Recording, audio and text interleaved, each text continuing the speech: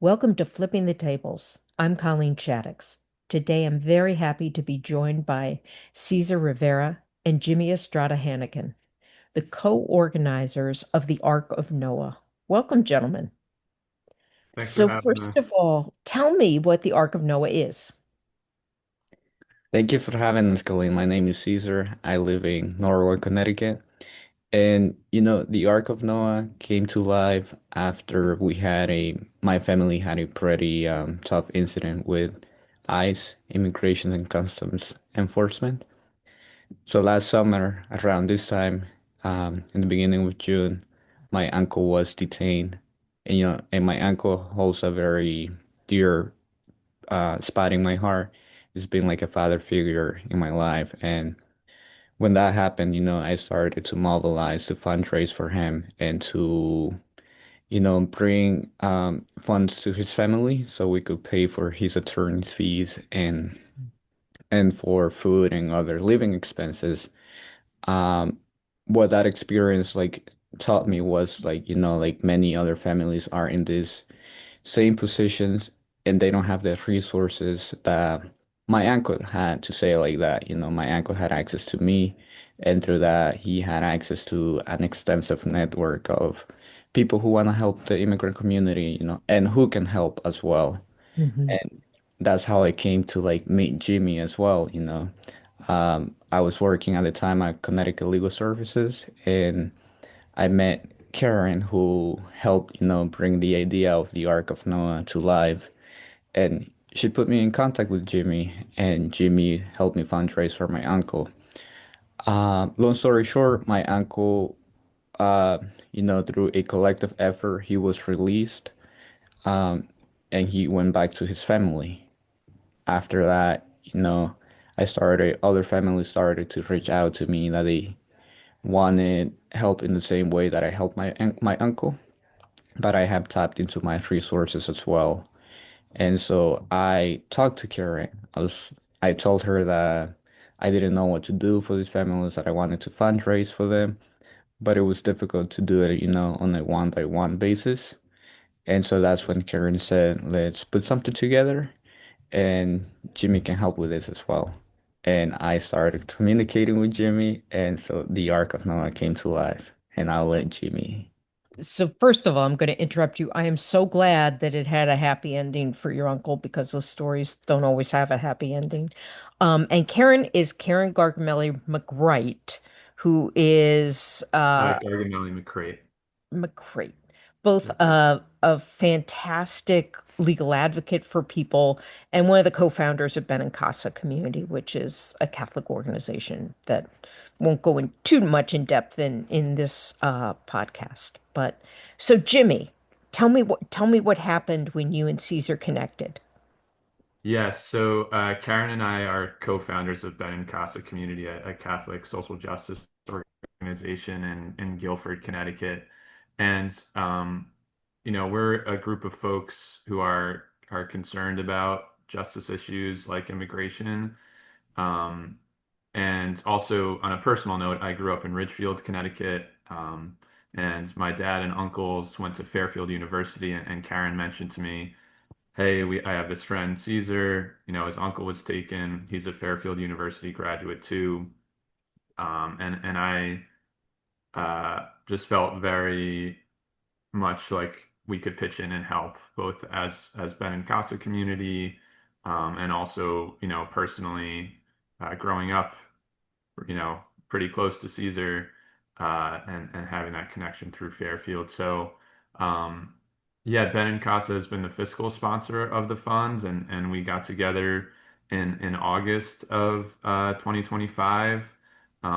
We launched a couple months later, and I think what's been really powerful is in just a couple, less than a year, we've raised, uh, I think around 25,000 to $30,000, and been able to help 25 families. And I guess what I want to emphasize too is I think a lot of people were ready to help. A lot of Catholics were ready to help, and in particular, San Anthony of Padua parish in Fairfield, Connecticut. uh, we reached out to and partnered with, and they hosted an interfaith service fundraiser that raised a good amount of funds to contribute to the Ark of Noah Fund. We also worked with the Unitarian Universalist Church in Stamford, Connecticut. They had this awesome jazz fundraiser. Um, so I think people of faith, I think Catholics of faith are interested in this in supporting, and the Ark of Noah Fund has really been a bridge, to help families in need connect with people who are able to help. I went to Fairfield University too. Oh my Everybody. gosh. Later than you, Caesar. Earlier than you, rather. Um, Tell me how you chose the name for the fund. Yeah, so the Ark of Noah, came through also, I went to Fairfield U and I really enjoyed learning about the Jesuit values at Mhm. Fairfield U. And that was one of the things that has also like motivated me to work in the nonprofit sector, in service for others. And at the time, I was thinking like this is a very, stormy time for the immigrant community. The immigrant community around Fairfield County were being attacked, especially they are still, but like last year in the summer, things got pretty intense all around Bridgeport, Norwalk, Stanford, and other towns nearby. ICE was coming in like on the daily, it was so like for anyone in the immigrant community, they didn't feel safe going out to the stores. They didn't feel safe like, doing their normal life, going to work or things like that, or even to go to their legal proceedings. And they felt targeted. They were being targeted. Yeah. And so, the Ark of Noah came more like as a way to, get through the storm for the families being left behind, because unfortunately, once someone is detained, it's very difficult for them to come back home, like my uncle did. It's very difficult for them to return home. So there are families like left behind, that are like drowning in with financial stress, emotional stress. And at least, through these stormy times, the Ark of Noah is here to hopefully, keep them above water, keep them from drowning.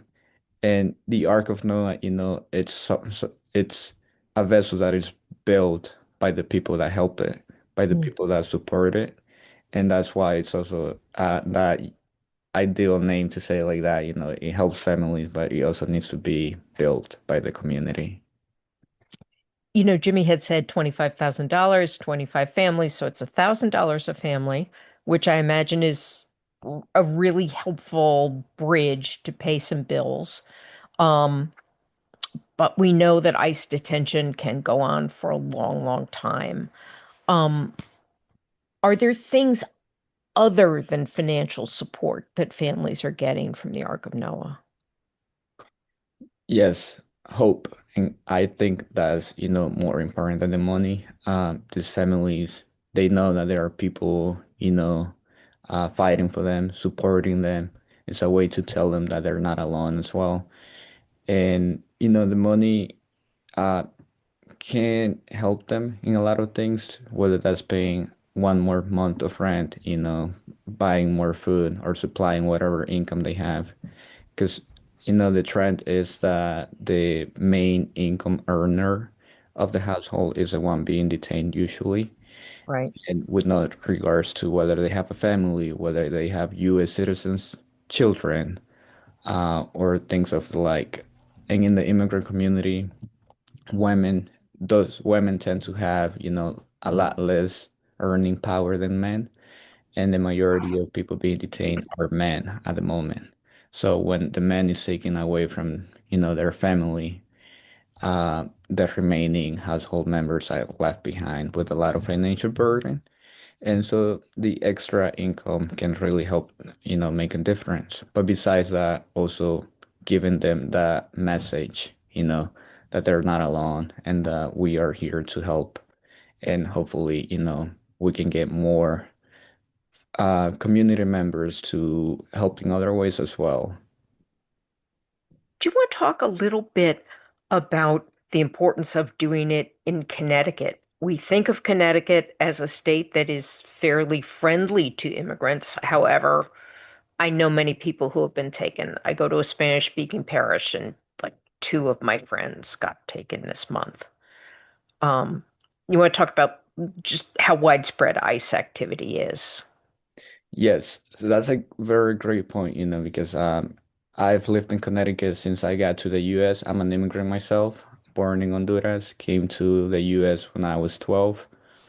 Um, and ever since I lived in Connecticut, I always felt pretty safe until this years.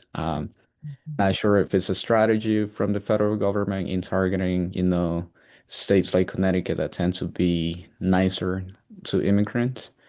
Um, but it also shows the power dynamics, that ICE can come at any time, and there are little protections to prevent that from happening, especially from us.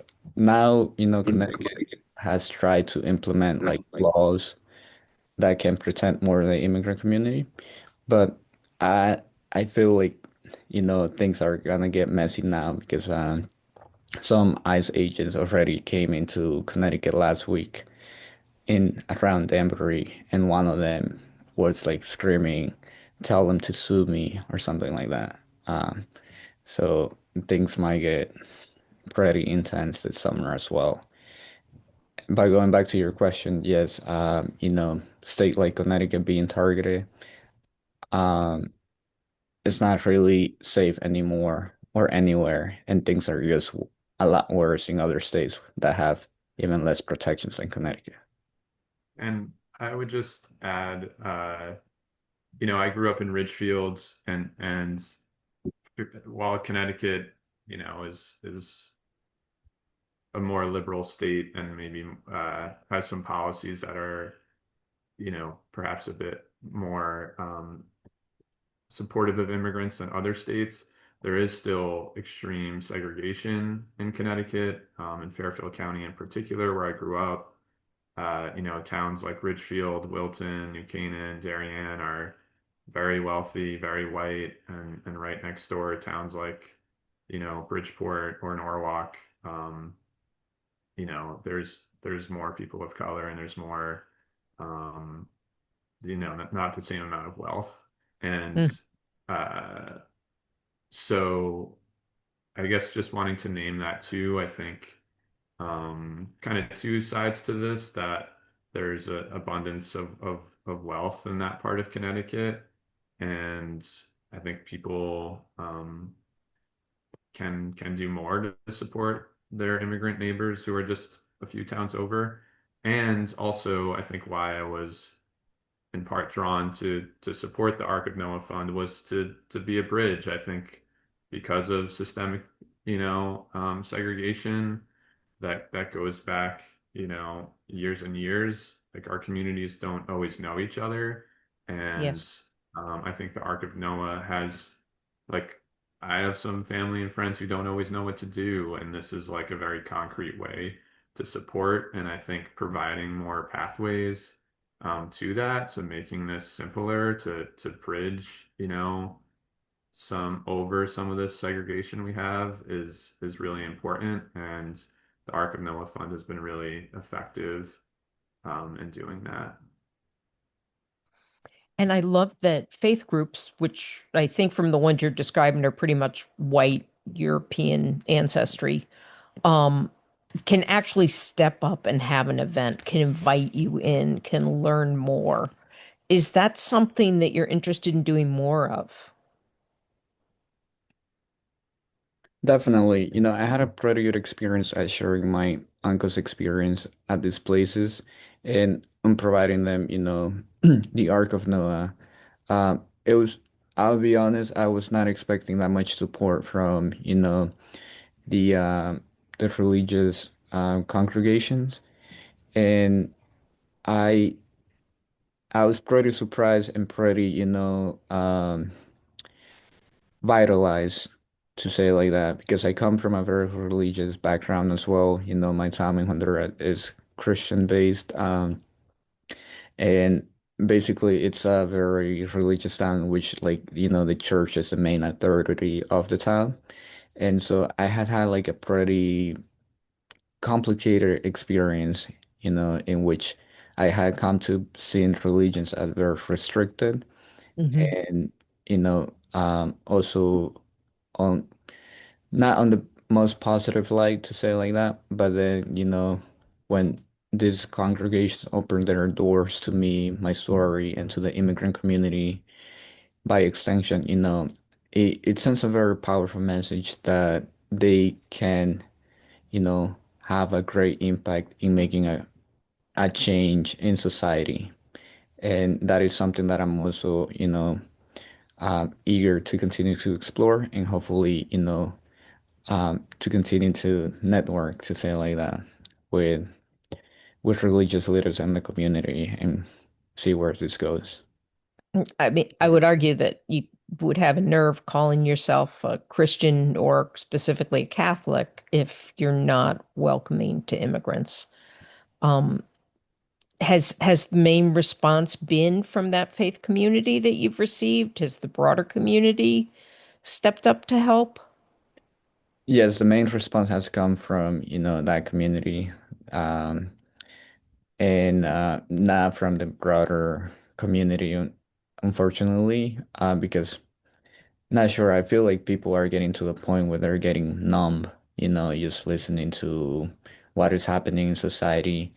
At first, people seem like more eager to, address these issues, but now it's becoming like the normal daily thing. And it's hard to, remove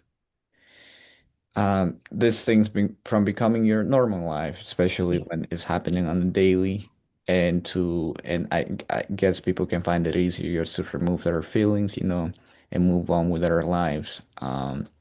But it seems like from religious communities, they are taking that extra step, to remind themselves that this is not normal and that they need to do something. And I would It's, just add, or sorry. please go ahead, Jimmy. Sorry to interrupt. I No, would no. say too, we're a small group. We're a couple people, and I know our crew from Benincasa, and there's been a lot of success in the last 10 months or so. But everyone who's an organizer with the Ark of Noah Fund, this is what we're doing after work or after Mhm. our other, life obligations. So we've had success with, St. Anthony of Padua and Fairfields. They've been really supportive. Like I mentioned, the Emerson Hall Unitarian Universalist Church. Um, and I think, as a Catholic, this is a moment where there is, we Catholic social teaching calls us to care for our migrant neighbors. The works of mercy and Jesus's model calls for us to do that.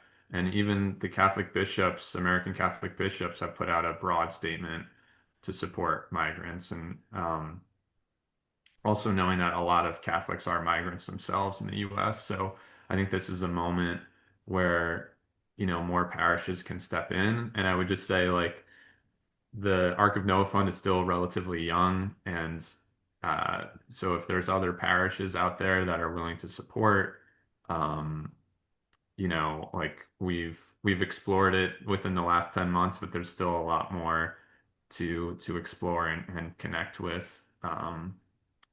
And yeah, I think like the simplicity of the Ark of Noah Fund of, we're doing one thing I think really well. There's a lot of needs in the immigrant community, but this is one thing that we can do.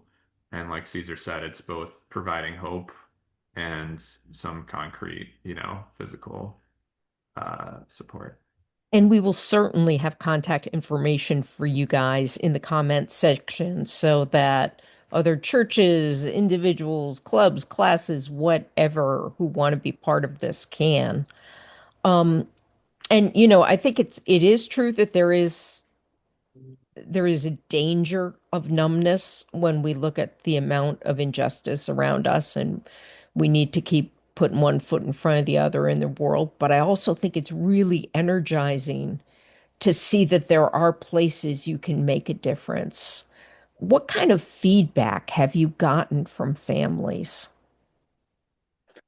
That's a great question. Yes. They are very grateful, um, sending messages that the money has made a great difference in helping them, buy food, helping them keep up with their expenses, helping them pay one more month of rent. It's almost like giving them that extra time, that extra support that they might need to make the transition into a new reality, unfortunately, in which they must adjust, helping them buy time to say like that, to find more resources that make a difference in the long run, in becoming stable again in this country with their new, family, their new composition of the family in which maybe the father is no longer in the picture, maybe a sibling is no longer in the picture, or the mother as well. That's Yeah, wonderful. there was one, some of the families sent kind of notes of gratitude, and one uh, mother of this family said she was so grateful to get to send some money to the ICE detention center for her husband to buy some food there because the food is so inedible, basically. And that one in particularly just really kind of broke my heart, but also maybe broke through some of the numbness I've felt. Eating and food is something that obviously we all need, and just to think that I'm grateful we were able to help in a little way, but also just out of all the things I'm sure that family has going on, like, Yeah. the number one thing they're just trying to cling on to is a little bit of edible food in the detention center. I guess there's a way to buy some other food if you have money. So I think some of this has honestly, for me, as someone who, comes from a privileged background, I think I've felt a bit overwhelmed by the news, but this felt like one really specific, concrete thing I could support with. And yeah, All right. Thank you for sharing your work with the Ark of Noah Fund. We're all going to work and pray for the day when you don't need to do this anymore, but you need to do it right now. And we're going to put notes in the comments where people can get in touch with you to support this great work. Thank you so much, gentlemen. Thank you for having us. yeah, thank you, Colleen. Really appreciate this.